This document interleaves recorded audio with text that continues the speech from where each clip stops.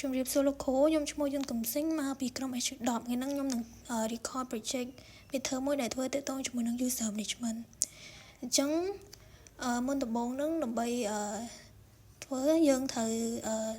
ប្រើ command មួយដែលឈ្មោះថា whoami ដើម្បី show current user របស់យើងអញ្ចឹង user របស់ខ្ញុំគឺឈ្មោះ Kim Sing អញ្ចឹងមួយទៀតគឺខ្ញុំប្រើ command មួយទៀតដែលមានឈ្មោះថា pwd ដើម្បី show current directory អញ្ចឹង user របស់ខ្ញុំគឺនៅ directory home មួយទៀតទី3គឺធ្វើតាក់ទងជាមួយនឹង get user include ទាំង home ហើយនិង bash script អញ្ចឹងមុននឹងចូលកន្លែងហ្នឹងគឺខ្ញុំធ្វើការ search មើល list user របស់ខ្ញុំសិនថា list user ខ្ញុំហ្នឹងមានអីខ្លះអញ្ចឹងខ្ញុំវាយពាក្យថា cat/etc និង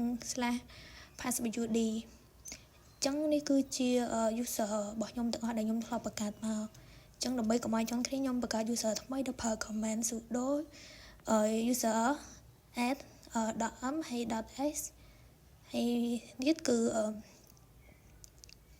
slash ជាមួយនឹង bin ហើយនឹងslash bash ហើយនឹងដាក់ឈ្មោះ user ថ្មីរបស់ខ្ញុំអញ្ចឹង user ថ្មីខ្ញុំដាក់ឈ្មោះថា spring បន្តមកទៀតខ្ញុំចុច enter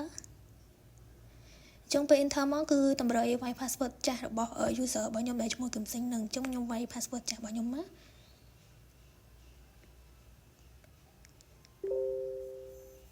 ឥឡូវពេលហើយខ្ញុំទៅមើល check មើល user list user ម្ដងទៀតអញ្ចឹង user ខ្ញុំគឺមានអី spring មិញហ្នឹងហើយ bin ហើយនឹង bash ក៏មានដូចគ្នាដែរអញ្ចឹងបន្តមកទៀតហ្នឹងគឺខ្ញុំប្រើ command មួយទៀតដើម្បីដាក់ password ឲ្យ user របស់ខ្ញុំហ្នឹងអញ្ចឹងខ្ញុំធ្វើការដាក់ password ថ្មីសិន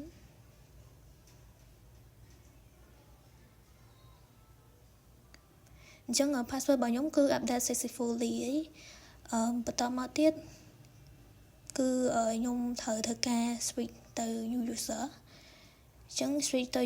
new user របស់ខ្ញុំគឺប្រើ command su.spring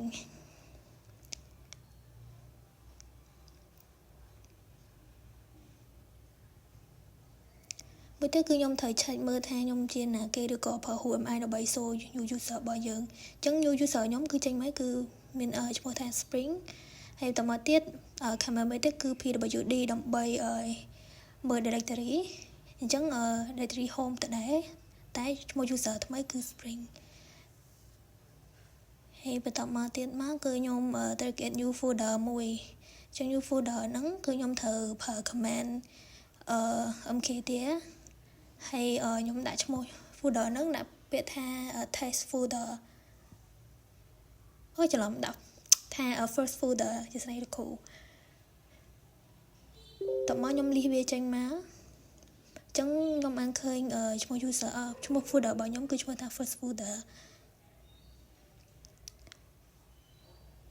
តើមកទៀតខ្ញុំត្រឡប់ទៅ original user របស់ខ្ញុំឬក៏ user ចាស់នឹងមកវិញតើមក log out